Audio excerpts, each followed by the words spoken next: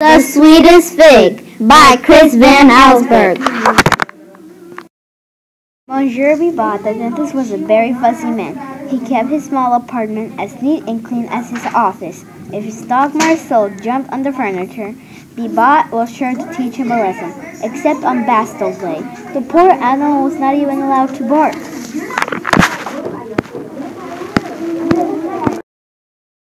One morning, Bibat met an old woman waiting at his office door.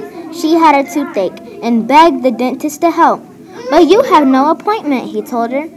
The woman moaned. Bibat looked at his watch. Perhaps there was time to make a few extra francs.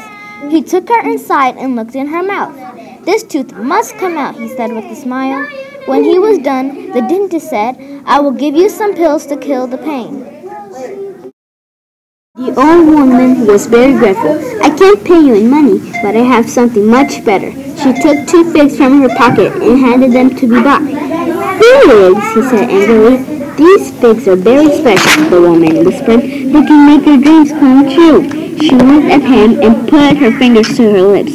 It was clear to Bibat the woman was crazy. He set the figs down and took her by the arm.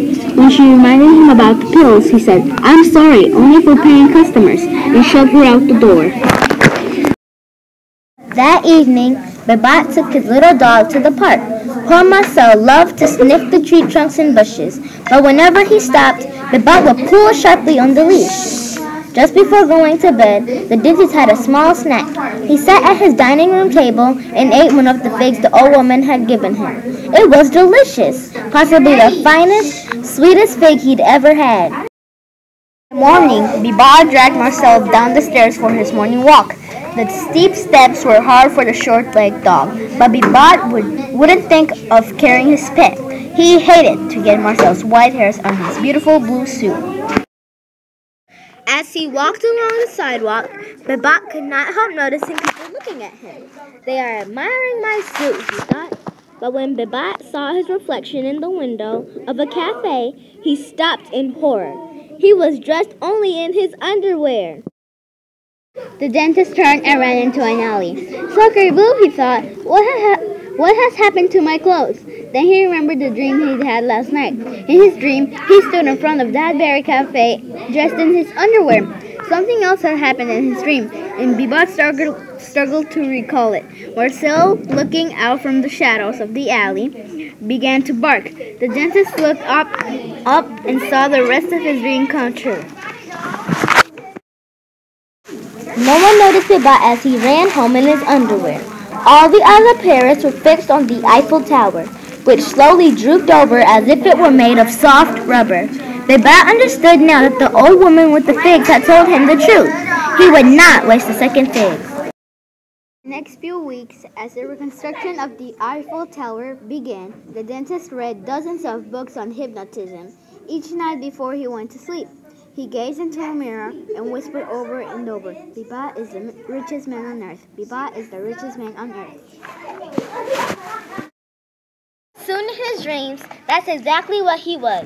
As he slept, the dentist saw himself steering his speedboat, flying his aeroplane, and living in luxury on the Riviera.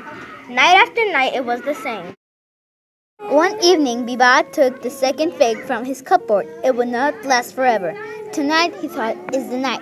He put the ripe fruit on a dish and set it on his table. Tomorrow, he would wake up the richest man in the world. He looked down at Marcel and smiled. The little dog would not be coming along. In his dreams, Bibat had Great Danes. As the dentist reached into his cupboard to take out some cheese, he heard the crash of breaking china. He turned to see Marcel standing on a chair, with his front paws on the table, chewing the last of the fig. Bibat was furious. He chased the dog around the apartment. When Marcel ran beneath the bed, Bibat yelled at him, "Tomorrow, I'll teach you a lesson you'll never forget." Then the dentist, angry and heartbroken, went to sleep. He woke up the next morning. Bibat was confused. He was not in his bed. He was beneath it. Suddenly, a face appeared in front of him. His own face. "Time for your walk," it said. "Come on, Marcel." A hand reached out and grabbed him. Bibat tried to yell, but all he could do was bark.